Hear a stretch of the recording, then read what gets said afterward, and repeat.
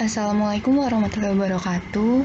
Nama saya Rizka Yuanggreni dengan NPM 193402516217 dengan mata kuliah Manajemen Perbankan. Sebelumnya saya izin mempresentasikan tentang kesehatan dan rahasia bank. Kesehatan dan rahasia bank. Yang pertama, pengertian kesehatan bank. Yang kedua, aturan kesehatan bank sesuai KAMELS dan RBRR. Yang ketiga, pelanggaran aturan kesehatan bank. Yang keempat ada pengertian rahasia bank. Yang kelima ada tujuan penerapan rahasia bank dan dasar hukum. Yang keenam ada pengecualian terhadap rahasia bank. Yang pertama, saya akan menjelaskan tentang pengertian kesehatan bank. Kesehatan bank diartikan sebagai kemampuan suatu bank untuk melakukan kegiatan operasional perbankan secara normal dan mampu memenuhi semua kewajibannya dengan baik dengan cara-cara yang sesuai dengan peraturan perbankan yang berlaku. Kegiatan usaha perbankan. Yang pertama, kemampuan menghimpun dana dari masyarakat, dari lembaga lain, dan dari modal sendiri. Yang kedua, kemampuan mengelola dana. Yang ketiga, kemampuan untuk menyalurkan dana ke masyarakat, karyawan, pemilik modal, dan pihak lain.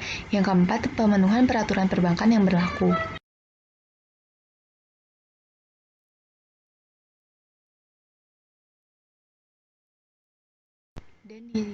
Dan di sini penilaian tingkat kesehatan atau KAMELS, kapital atau modal. Tingkat kesehatan bank dari aspek modal dinilai atau diukur menggunakan Capital Adequacy Ratio. Rasio ini mempresentasikan kemampuan bank dalam menggunakan modalnya sendiri untuk menutup penurunan aktivitas yang disebabkan oleh adanya kerugian yang timbul atas penggunaan aktivitas tersebut. Yang kedua ada aset atau aktivitas. Kualitas aktiva yang produktif mencerminkan kinerja keuangan perusahaan perbankan. Penilaian kualitas aktiva dilakukan dengan membandingkan antara aktivitas produktif yang diklarifikasikan dengan total aktiva produktif sesuai dengan ketentuan Bank Indonesia. Manajemen. Penilaian manajemen menentukan apakah suatu institusi dapat bereaksi baik terhadap tekanan keuangan. Peringkat komponen ini dicerminkan oleh kemampuan manajemen untuk menunjukkan, mengukur, menjaga, dan mengendalikan risiko kegiatan harian dalam perusahaan. Yang keempat ada earnings atau pendapatan.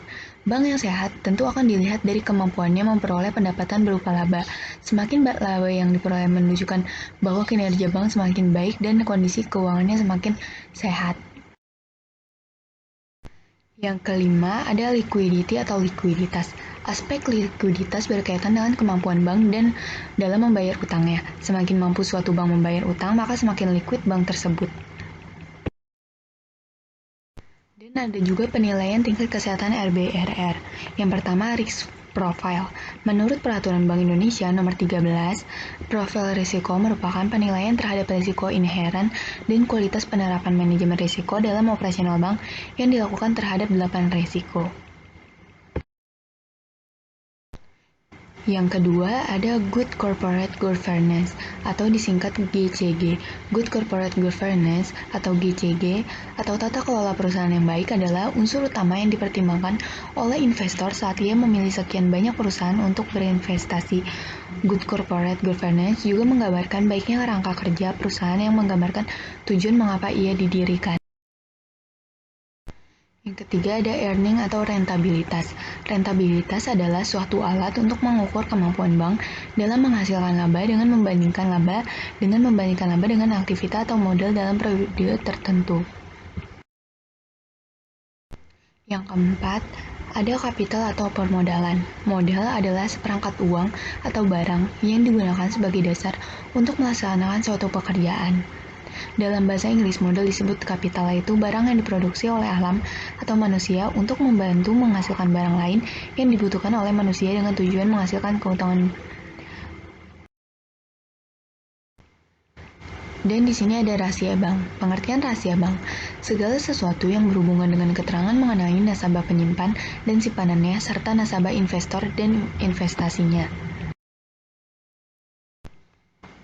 Unsur-unsur rahasia bank. Yang pertama, Rahasia bank berhubungan dengan keterangan mengenai nasabah, penyimpan, dan simpanannya. Yang kedua, hal tersebut wajib dirahasiakan oleh bank, kecuali termasuk ke dalam keterkecualian berdasarkan prosedur dan peraturan perundang-undangan yang berlaku. Yang ketiga, pihak yang dilarang membuka pihak rahasia bank adalah bank sendiri atau pihak terafiliasi. Dan yang terakhir ada pengecualian terhadap rahasia bank. Yang pertama, kepentingan perpajakan. Yang kedua, penyelesaian piutang bank yang diserahkan ke BUPLN atau PUPN.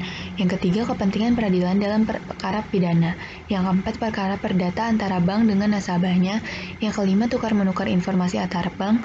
Yang keenam, atas permintaan persetujuan atau kuasa dari nasabah penyimpan yang dibuat secara tertulis. Yang ketujuh, dalam nasabah penyimpan yang telah meninggal dunia. Sekian mungkin yang dapat saya sampaikan. Kurang lebihnya mohon maaf. Wassalamualaikum warahmatullahi wabarakatuh.